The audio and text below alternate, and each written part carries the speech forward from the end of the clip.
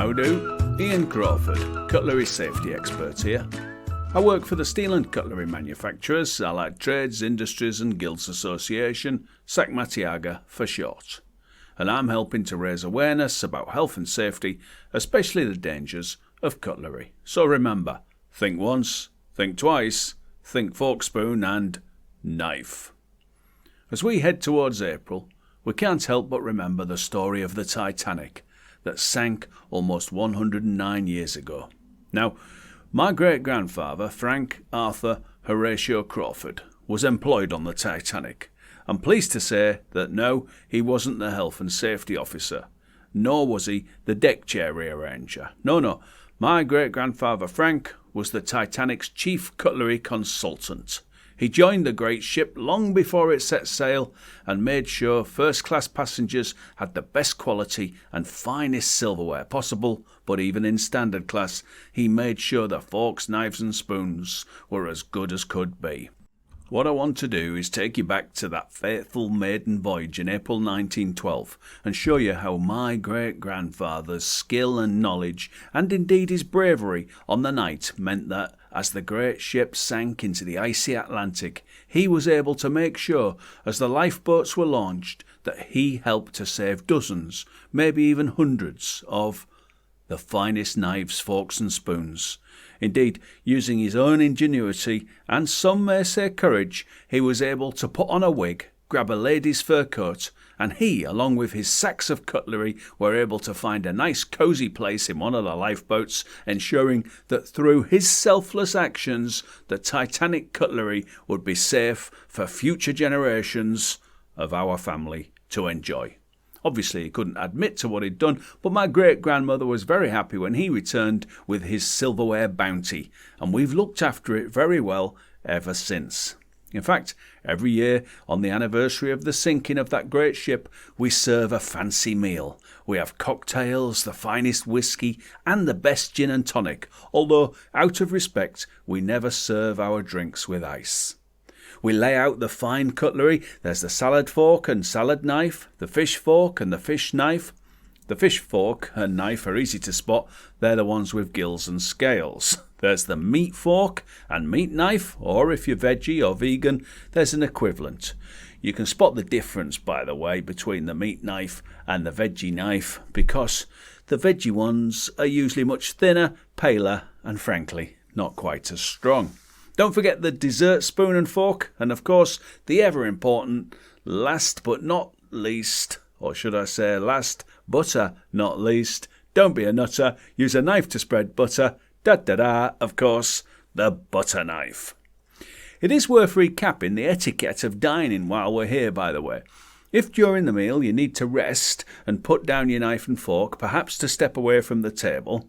Traditionally, by the way, in an Agatha Christie murder mystery, this could be a way of suggesting that maybe this person has left the table to go murder someone, or perhaps to look as if you are going to murder someone, but it turns out to be someone else, less obvious, and usually it's the person nobody suspected.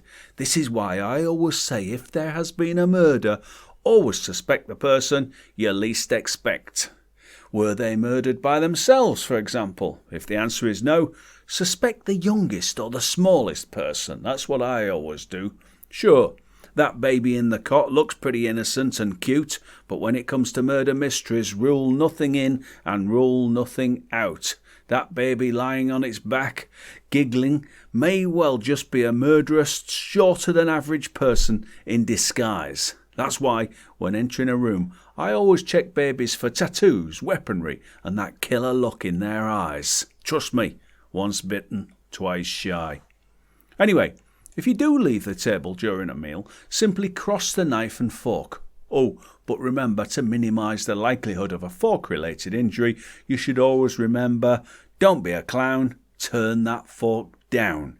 It only takes a moment to turn a fork over, and it can help to minimise the likelihood of a fork or prong related injury. People often ask me, Ian, are fork injuries rare? And I say no, sadly not.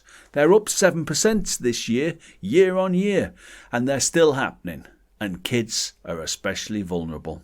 Yes, It is a cause for celebration if your youngster moves from the spoon to the fork. But remember, if your teenager moves from spooning to forking, that may be a completely different matter. We were talking just now about the crime and murder mystery writer Agatha Christie, and would you believe I have some things in common with her? In December 1926, you may know that the author famously disappeared from her home. She was missing for a total of 11 days, during which the police conducted a major search, and she was eventually recognised by one of the banjo players at the hotel where she was staying.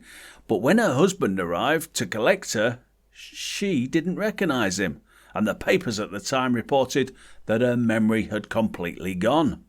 This reminds me of a very similar incident that happened to me when, after an office Christmas party at the Steel and Cutlery Association, Sakmatiaga, I too disappeared for almost 11 hours. I was eventually tracked down by Mrs. Crawford to a hotel on the Sheffield Inner Ring Road, and I too said my memory had completely gone. I'd just forgot where I lived. It was very good of Susie from finance to help check me into the hotel and tuck me in and make sure I was safe. I tell you what, never mind murder on the Orient Express, it was nearly murder up the cul-de-sac when Mrs. Crawford got me home.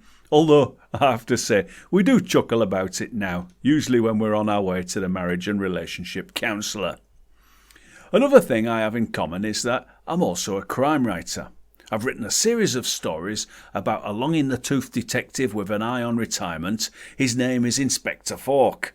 He drives round in his classic 1980s Fiat Punto car. He likes to relax in estate pubs, drinking pints of refreshing, foaming Carling lager. And he has a love of classic Ibiza dance trance music, painting by numbers and cryptic Sudoku puzzles. He investigates murders and mysteries related to cutlery. There's my first story, Spoon Trap.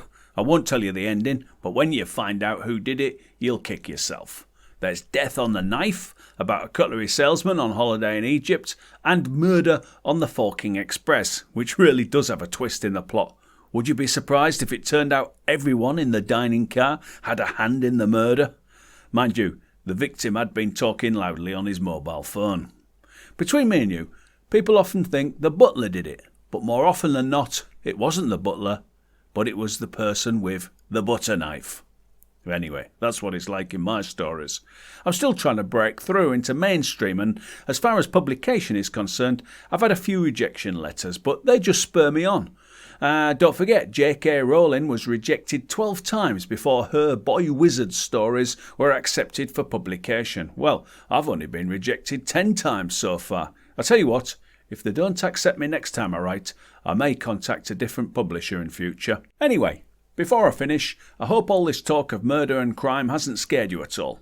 Oh no, if anything, remember, the biggest danger lies in your cutlery drawer. And also remember, the majority of accidents happen in the home.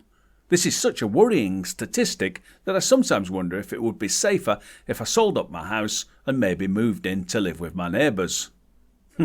Anyway, that's it for now, and thanks for listening. Be sure to like, rate and share the podcast.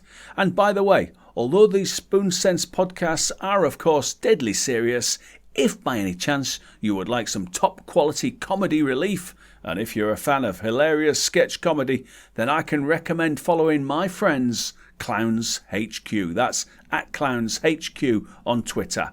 And check out their podcasts packed with sketch show silliness every other Monday. In fact, hold on, I've got a cassette tape here. Let me just pop this in the player and let's see if we can find out more. Hold on.